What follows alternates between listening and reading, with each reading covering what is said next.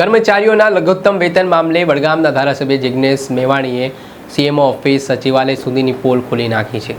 તેમણે કહ્યું છે કે સીએમઓ ઓફિસમાં કામ કરતા કર્મચારીઓ હોય, સચિવાલયમાં કામ કરતા કર્મચારીઓ હોય, તેમનું પણ લઘુત્તમ વેતનના નામે શોષણ થઈ રહ્યું છે। સાથે જ તેમણે સુપ્રીમ કોર્ટે જે આદેશ કર્યો છે છતાં પણ સરકાર હોય કે પછી કોન્ટ્રાક્ટ આધારિત એજન્સી હોય તે આ નિયમો પાળવા તૈયાર નથી તેવી સ્થિતિનું નિર્માણ થયું હોય તેવા આરોપ લગાવ્યા છે।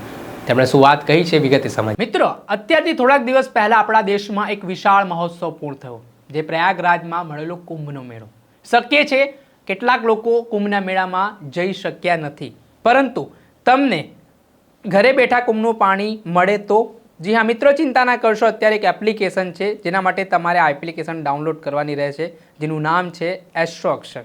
આ એપ્લિકેશનની વિશેષતા એ છે કે તમને દરરોજ ફ્રીમાં તમારું રાશિ ભવિષ્ય, લકી કલર, લકી નંબર, રાશિ પ્રમાણે ચોગડિયા, દીકરા દીકરીની કુંડળી મેચિંગ અને લગ્નના મુહૂર્ત મળી જશે। હા, તમે આ એપ્લિકેશન ડાઉનલોડ કરશો એટલે તમને 100 રૂપિયાનું રિચાર્જ પણ ફ્રી મળશે। અને મિત્રો, હવે હોળીનો તહેવાર પણ આવી રહ્યો છે ભાઈ। આ હોળીના તહેવારમાં તમે આજે જ આ પાણીથી હોળી મનાવો। જો તમારે આ એપ્લિકેશનને લઈને કોઈ પ્રશ્ન હોય કે આના કરતાં વિશેષ કોઈક માહિતી જોતી હોય તો નીચે આપેલા નંબર ઉપર આજે સંપર્ક કરીને આ તક ઝડપી લો।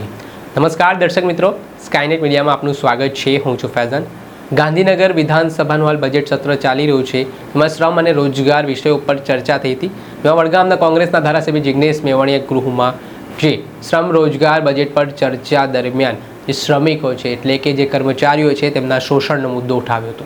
તેમણે કહ્યું કે જે લઘુત્તમ વેતન કર્મચારીઓને મળવું જોઈએ તે પ્રકારનું વેતન સીએમ ઓફિસમાં કામ કરતા કર્મચારી જ્યાંથી આ પહેલી વસ્તુ લાગુ થવી જોઈએ ત્યાં જ તેનું કોઈ પણ પ્રકારનું પાલન નથી થઈ રહ્યું। તેમણે સીએમ ઓફિસથી લઈ સચિવાલયથી લઈ જે કોન્ટ્રાક્ટ આધારિત એજન્સીઓ છે, આઉટસોર્સિંગ જે કર્મચારીઓનું શોષણ કરી રહી છે, તેમને લઘુત્તમ વેતન નથી આપતી, તેને લઈને સવાલો ઉઠાવ્યા છે અને ગૃહમાં આ મુદ્દે તેઓ બરોબરના ગરજ્યા પણ હતા। પહેલાં તો જિગ્નેશ મેવાણીએ શું માંગ કરી છે અને શું વાત કહી છે તે સાંભળી લો। આજે શ્રમના રોજગાર વિભાગની બજેટ હતી।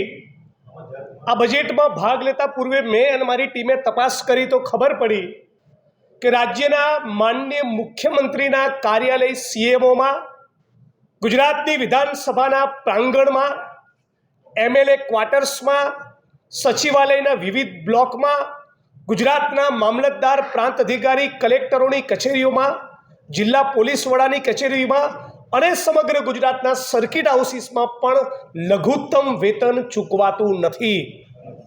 મહેસાણાની તો ડિસ્ટ્રિક્ટ કોર્ટમાં, ન્યાયાલયના પ્રાંગણમાં પણ આઉટસોર્સિંગના કોન્ટ્રાક્ટના કર્મચારીઓને લઘુત્તમ વેતન મળતું નથી। નામદાર સુપ્રીમ કોર્ટે એકથી વધારે ચુકાદામાં સ્પષ્ટ કર્યું છે કે કોઈ પણ કર્મચારીને લઘુત્તમ વેતનથી ઓછા દરે રાખવો એ ફોર્સ્ડ લેબર એટલે કે એની પાસેથી વેટ કરાવવા બદલ કહેવાય, એના બંધારણીય અને માનવ અધિકારોનું હનન છે। આ બાબતે 2017માં હું પહેલી વખત જ્યારે ધારાસભ્ય બન્યો અને વિધાનસભામાં મેં શપથ ગ્રહણ કર્યા અને બહાર આવીને મેં પ્રેસ કોન્ફરન્સ કરી હતી, ત્યારની ઘડીને આજનો દિવસ વિધાનસભાના પ્રાંગણમાં પણ લઘુત્તમ વેતન ચૂકવાતું નથી।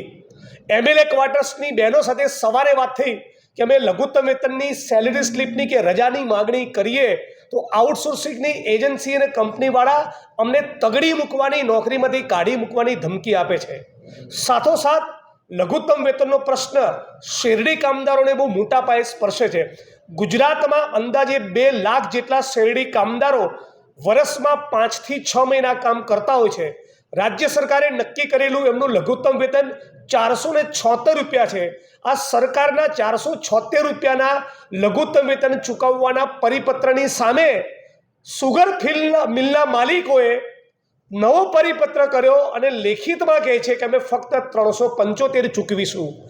આમ એક સુગર ફેક્ટરીના શેરડી કામદારને રોજના 101 રૂપિયા અને 150 દિવસ 5 મહિના લેકે છેલ્લા 2 વર્ષમાં 550 કરોડ રૂપિયા ચૂકવવાના બાકી છે, છતાં રાજ્યની સરકારના પેટનું પાણી હલતું નથી।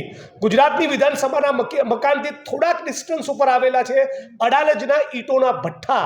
આ ઈંટોના ભઠ્ઠામાં માઇગ્રન્ટ વર્કર્સ મોટી સંખ્યામાં હોય છે।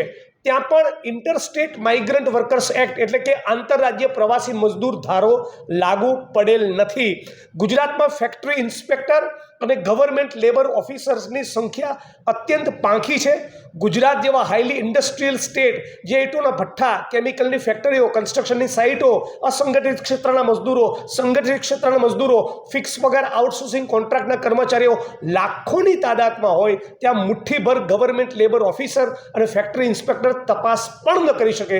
એટલે જાણે માલિક વર્ગની પૂંજીપતિઓની ચાપલૂસી કરવી, શ્રમજીવીઓની ઉપેક્ષા કરવી, ફિક્સ પગાર આઉટસોર્સિંગ કોન્ટ્રાક્ટના કર્મચારીઓને ઢસરડા કરવા, શોષણ કરવા અને ગુલામીની એક વ્યવસ્થામાં જકડી રાખવા, આ જ ભારતીય જનતા પાર્ટી સરકારનું ગુજરાત મોડેલ છે.